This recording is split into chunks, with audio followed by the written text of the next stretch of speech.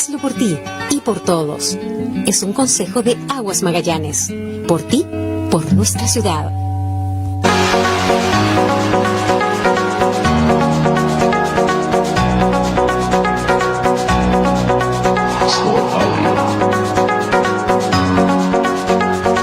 De la mañana con 37 minutos, sigue cayendo agua, nieve en algunos sectores, me informan nieve ya de seguro, sobre todo en la periferia de la ciudad y en los sectores altos, 0 grados en la ciudad de Punta Arenas en estos momentos con -5 de sensación térmica, y el agua nieve va a seguir durante buena parte de la mañana, ya les voy a comentar, incluso podría pasar a nieve, pero ya les cuento eso en un ratito. -6 en Natales. De temperatura, la misma sensación térmica en Torres del Paine, -6, con -9 de sensación térmica. Porvenir, -2, con -2 también de sensación térmica, y en Puerto Williams, Cabo de Hornos, provincia antártica, -2, con -6 de sensación térmica. Está en línea, ya lo van a ver ustedes en pantalla, entonces tanto la señal abierta, el cable, la satelital, a través del streaming, el live de Facebook en estos momentos, en todo, en radiopolar.com para el resto de Chile y el mundo, el director de la INACH, Marcelo Lepe. ¿Cómo estás, Marcelo? Buen día, gusto de saludarte, bienvenido. Hola, muy buenos días. Una fría mañana. Fría mañana. La revista científica Nature publicó un artículo hace algunos días que da cuenta del hallazgo de un nuevo fósil, de un reptil de la era de los dinosaurios, que podría ser, dicen algunos, el Mosasaurus, que es un lagarto del río Mosa, como dice hoy día un medio, que fue encontrado en el 2011 por un grupo de investigadores chilenos que participaban en una expedición en el continente blanco. Cuéntanos de este hallazgo, de esta publicación en la revista Nature. ¿Qué significa todo esto en términos históricos, paleontológicos, antárticos, para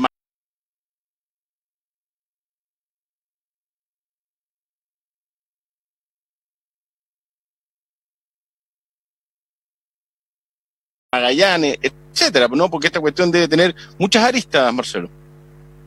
Sí, tiene tantas aristas como las notas de prensa que se han generado. Esta nota, la verdad, salió ayer, así que ustedes están con la primicia, bien la noticia caliente, digamos, todavía viene saliendo el horno.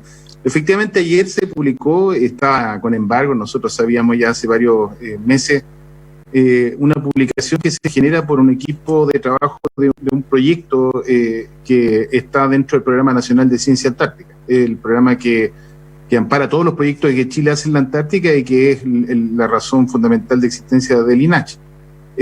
Nosotros llevamos este equipo de investigadores, que era principalmente compuesto por investigadores de la Universidad de Chile, a la isla Seymour o Marambio, como lo conocen los argentinos, en la Antártica, que está al noreste de la península antártica, y que ha sido un sitio paleontológico desde 1938, que están los primeros hallazgos en ese lugar, y que durante no menos de 220 expediciones paleontológicas han pasado por el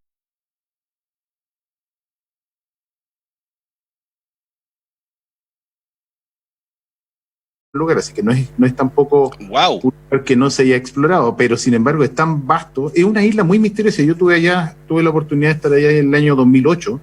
¿Ya?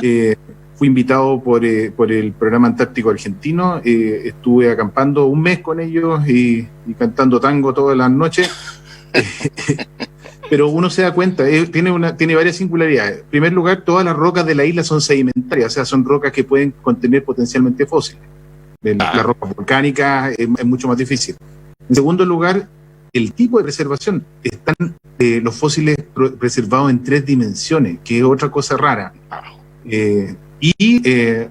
Tiene casi 28 millones de años continuos de registro del final de la era de los dinosaurios. Y aquí empieza la importancia, porque en altas latitudes, es decir, en las regiones polares, hay muy pocos registros del final de la era de los dinosaurios. La isla Seymour o Marambio es uno de los lugares famosos en el mundo por eso, porque está en altas latitudes, está dentro de la Antártica, ¿no es cierto? Y es la única que posee este límite del final de la era de los dinosaurios. ¿Qué es lo interesante para Chile? Esto es muy notable. Bueno, en primer lugar, el hallazgo lo hicieron investigadores chilenos. Sí. Es la segunda publicación que se hace de este grupo en la Antártica. El primero fue el Caicaifilosaurus, no sé si se acuerdan, hace un tiempo atrás. Yo los invito a que lo busquen, porque ese hallazgo también fue un mosasaurio. Los mosasaurios son unos reptiles gigantes de la era de los dinosaurios, que no eran dinosaurios, esto hay que lo quiero aclarar mucho porque hay algunos medios que ya sacaron una noticia errónea. ¿Se encontró huevo de dinosaurio? No. No es así. Es de los tiempos de los dinosaurios, ¿no? De la era de los dinosaurios, sí. Los dinosaurios no lograron conquistar el mar, esto es bien llamativo. Pero esto tiene una segunda derivada, lo voy a explicar al final. No lograron en ese tiempo, los dinosaurios no avianos no conquistaron el mar y por lo tanto los reptiles diversificaron en muchas formas. Una eran los plesiosaurios, estos de cuello largo, y después, bueno, los mosasaurios que eran de cuello más corto, pero alcanzaron grandes dimensiones. De hecho hay uno muy, muy grande, sobre los 20 metros, y son los que aparecen en la película Jurassic Park. Exactamente, ayer la mostraron, creo, en un noticiero, ¿no? Y que ese sería, ¿no? Esa sería la especie, por decirlo de alguna forma, la que salió en Jurassic Park, ¿no? Un gigantesco que sale del mar a comerse un tiburón. Un tiburón blanco. Exactamente, un tiburón blanco. El más grande de los tiburones se lo come. Se lo come así nomás, como el megalodón. El megalodón. Sí, claro, fue un canapé, se comió. Bueno, en realidad estamos hablando de bichos enormes. El mar le imponía menos limitaciones al crecimiento. Ahí justamente en la imagen de fondo se ve un mosasaurio, la mamá probablemente abandonando el huevito. Ahora, el huevo tiene varias singularidades. Se nota que eclosionó, es decir, el reptil que estaba adentro logró salir vivo, probablemente porque no encontramos ningún resto dentro. El equipo le hizo CT scan, o sea, lo escanearon completo y no se encontró restos óseos dentro, así que probablemente salió. Pero sí, por ejemplo, está tan bien preservado que la cáscara, la estructura de la cáscara se ve a microscopía electrónica y eso permitió una identificación más certera. Esto es un trabajo bien chulo. De hecho, este huevo estuvo por años en la sala de colecciones del Museo Nacional de Historia Natural. David Rovilar, que es uno de los investigadores que encontró, junto con Rodrigo Otero, ellos por años dejaron este huevo en la colección paleontológica que existe allá en el Museo de Historia Natural. Y siempre me comentaba David, oye, todavía no tenemos claro qué es lo que es la cosa. Le decían la cosa nomás.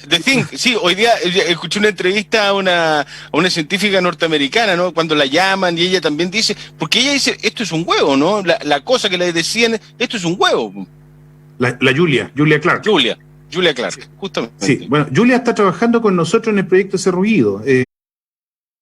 Y así llegamos, porque, bueno, Julia, este trabajo aquí en el laboratorio, de hecho, es bien interesante porque una periodista del diario El País venía de vuelta de la Antártica la temporada pasada y nos encontramos en el laboratorio de Linacha acá con Julia Clark, con Alexander Vargas, todos los artistas de este paper estaban ahí y yo se los presenté, le dije, ellos tienen un hallazgo bien bonito de la cosa. Julia, en su viaje de regreso a Santiago, pasó por el laboratorio y la vio.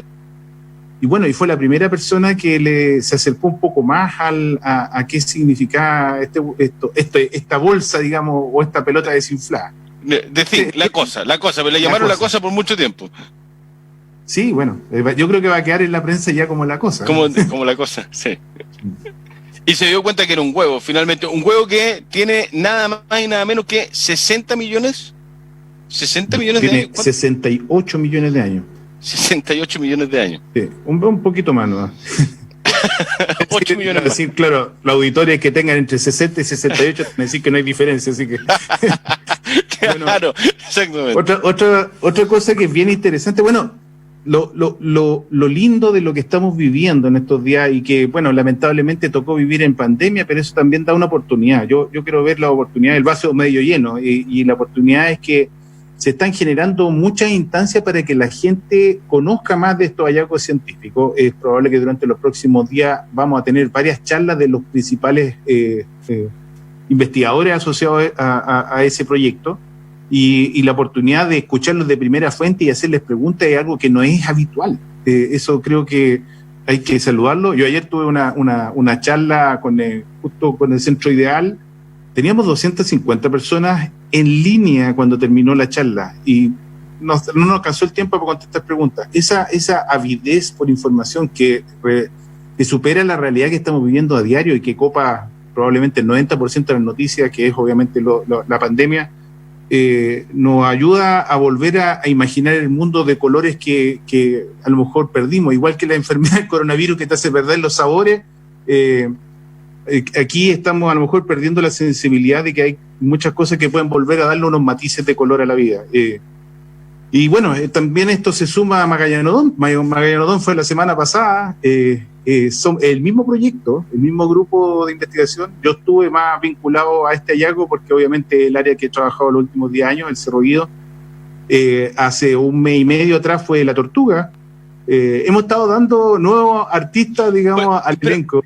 ¿Por qué, Marcelo? ¿Por qué hay producto de que hubo un proyecto que se inició hace un tiempo y que se ha trabajado duro y que está dando resultados? ¿O hay algo más allá, hay algo especial del por qué ahora hay más hallazgos que hace algunos años? Mira, esa respuesta la tengo así. 3 puntos. Primero, la deuda histórica que tiene Chile con la paleontología. Nosotros, cuando vino a la región Florentino Mellino, Hautal con las expediciones del Perito Moreno, ellos andaban tratando de trazar límites, pero aprovecharon la oportunidad de colectar materiales y justamente las primeras publicaciones de finales del siglo XIX, principios del siglo XX del área de Cerro Guido aparecen como provincia de Santa Cruz. Acuérdense que fue ya en la primera década del siglo XX que se definieron los límites y ya ellos perdieron obviamente interés porque estaban en el lado chileno. Pero sin embargo la contraparte chilena no publicó nada hasta literalmente 1968 y después hasta 1981. Saltamos casi 100 años y esos 100 años obviamente no se recuperan de la noche a la mañana. Hoy día tenemos una comunidad de paleontólogos chilena con doctorados formados en distintas escuelas alrededor del mundo y que están volviendo y liderando grupos de investigación con preguntas que tienen carácter internacional. Tú sabes que publicar en Nature, yo diría que es el 0,5% de los investigadores que publican en Nature. Entonces, el Chilesaurus hace unos años atrás en Coyhaique, ese fue un primer paper que apareció en Nature. Ahora este huevo, el Magallanodón, la semana pasada dio la vuelta al mundo, apareció publicado en hindú, chino, ruso, y ahora hay mucha atención. Yo lo que quiero decirle a todos que estén atentos, este es el año en donde van a reventar varios de esos hallazgos porque están listos para ser publicados. Y los vamos a ir dando de a poco porque obviamente la riqueza paleontológica de Cerro Guido es el siguiente ícono después de la isla Seymour. Lo acabo de mencionar, Antártica es un ícono por el final de la era de los dinosaurios en Antártica. Cerro Guido incluso tiene algunas ventajas más. Tiene ambientes continentales que no están presentes en los niveles de la Antártica. Por lo tanto, y además esta región estaba 2 a 3 grados más al sur, más cerca de la península antártica, y por lo tanto uno al mirar Patagonia lo que está mirando efectivamente es ese mundo antártico patagónico de finales de la era de los dinosaurios. La historia, y esto es un mensaje fuerte para los magallánicos, no le pusimos Magallanodón por casualidad, el mensaje es que parte de esta historia natural es la historia de nuestra región, pero incorpora a Antártica como algo que estaba físicamente conectado en el pasado. Así es, estaba conectado, estábamos todos conectados, era muy distinto el mundo y su forma, ¿no? Como estaba construido. Cuando hablas de ambiente continental como ventaja, ¿a qué te refieres? ¿Que Cerro Guido tiene ese ambiente continental y es una ventaja comparativa? Sí, porque resulta que los ambientes, hoy día si lo dividimos en forma majadera, digamos, tenemos ambientes desde la línea de costa de la playa hacia el mar y ambiente marino. Ahí se divide en varios ambientes, ¿no es cierto? El intermareal, que es donde está la más alta rompiente de la ola y la más baja de la marea, eso le llama intermareal, donde normalmente encuentran moluscos, ¿no es cierto? Algunos cangrejos. Y después más abajo tiene otros niveles marinos que van variando en profundidad. Y ahí se estructura un ambiente particular. Sobre la línea del intermareal están los ambientes continentales, que pueden ser de río, de laguna, pueden ser montanos. Lo que teníamos efectivamente en Cerro Guido eran una serie de ríos meandriformes, estos ríos que son muy lentos y que se abren en abanico antes de llegar al mar. Y por lo tanto trampas biológicas naturales, muy, muy pobladas de vegetación. Y el rango que ahora tenemos datado es de entre 83 y 63 millones de años. Esto es muy importante porque la extinción de los dinosaurios ocurre hace 66 millones de años. Y esto significa que en Cerro Guido están las rocas que atestiguan qué es lo que ocurrió en altas latitudes con respecto al impacto del meteorito en México. ¡Wow! ¿Qué datito? no está en el resto de Chile. Nosotros lo encontramos y lo publicamos ahora a finales del 2019 junto con el mismo equipo de Julia Clark, el de la Universidad de Texas. Estamos trabajando juntos en esto, estamos con la gente de la Chile y estamos, como te digo, tenemos hallazgos de dinosaurios muy importantes que van a salir este año. Ya, eso, que a eso quería ir porque me tiras como un dulcecito y me tengo que aprovechar. Yo como periodista te agarro esas cuestiones en el aire. O sea, se vienen más anuncios de descubrimientos. ¿Hay tan importantes como estos que se han dado en las últimas semanas y en las últimas horas? Sí, claro. De hecho, creo que vamos a tratar de alimentar a todos a los que les gustan las plantas, a los que les gustan los animales, a los que les gustan los invertebrados. En realidad tenemos para todos. Mira. Y el tema, por ejemplo, el tema de los mamíferos no está agotado, sigue evolucionando. Hay otras formas, por ejemplo, los cocodrilos del Valle del Río de la China, los anfibios de la era de los dinosaurios. Sí, eso es lo bonito de este ambiente. Tiene tantos elementos que nos está ayudando a reconstruir mejor o sea, si antes teníamos 2 páginas del final de la era de los dinosaurios, hoy día podemos tener un capítulo de 50 páginas y podríamos ir hojeándolo de a poco.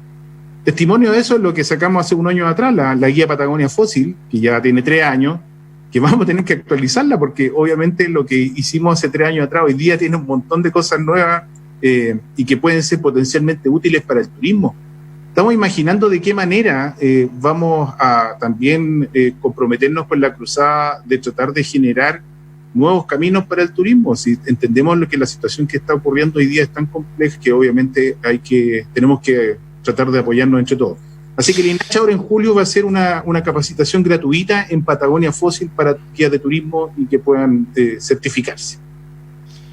¿Cómo estamos cuidando nuestros ambientes? La Antártica, por ejemplo, Marcelo, que es tan importante a propósito de lo que se está descubriendo, cómo se está trabajando, pero yo me recordaba cuando estaba preparando la entrevista contigo de que se cumplieron hace poco 4 años desde que la Armada de Brasil, y estoy buscando los archivos, había abandonado una cantidad de chatarra en una empresa regional, una cantidad de chatarra que nadie se había hecho responsable y que eran chatarras de la Antártica y que había que sacarle. Cada país, yo entiendo o entendía así, se tiene que hacer cargo de la basura que produce para poder sacarla del continente blanco. Hay acuerdos internacionales y nadie se hizo más o menos responsable. Eso se ha solucionado. Ese caso puntual, no sé si recuerdas lo que yo te estoy contando o si tienes antecedentes, y qué ha pasado con ese caso. Y me imagino que hay otros, o cómo se está normando aquello, ¿no? Por la importancia que tiene en términos medioambientales. Mucha actualización no tengo del caso. Nosotros, en tipo de la alarma, hay autoridades competentes para eso. Lo estuvimos hablando justamente con el Ceremi de Medio Ambiente, que le estuvo haciendo seguimiento bien intenso. Pero yo creo que, bueno, hay varias cosas. Estas noticias no quedan acá nomás. Y el sistema del Tratado Antártico tiene una manera de hacer llegar estas noticias que son tirones de oreja y cuando llegan allá los países se preocupan bastante porque obviamente no es lo mismo que tengamos a lo mejor ruido regional cuando ya trasciende al sistema del Tratado Antártico y tú proyectas a lo mejor la imagen de un país poco respetuoso con el medio ambiente. Eso preocupó bastante en su momento y las autoridades brasileras se comunicaron rápidamente para decirnos de que iban a tomar carta del asunto para tratar de llevarlo a un buen término. Ahora, indagando un poco más, obviamente había varios problemas que estaban asociados a una relación comercial entre privados. Había varios aspectos, obviamente, que superaban un poco las competencias nuestras. De hecho, en sentido estricto, estando acá ya superaban un poco las competencias nuestras. Pero creo que esto sirvió mucho porque de ahí en adelante se abrió un abanico de cosas que nosotros no nos habíamos dado cuenta y que las empresas regionales, varias empresas regionales se dieron cuenta que había una oportunidad. En Christchurch, que es otra de las ciudades puertas de entrada a la Antártica, está toda la plataforma de servicios de procesamiento. Por ejemplo, si tú quieres sacar residuos de la Antártica, yo te los recibo, dicen en Christchurch. Yo te los recibo. Claro, te voy a cobrar un palo en la cabeza, pero... Claro, sí, pero tengo el servicio. No, pero lo más importante, yo te voy a entregar un certificado de que todos se van a procesar. Perdón. Porque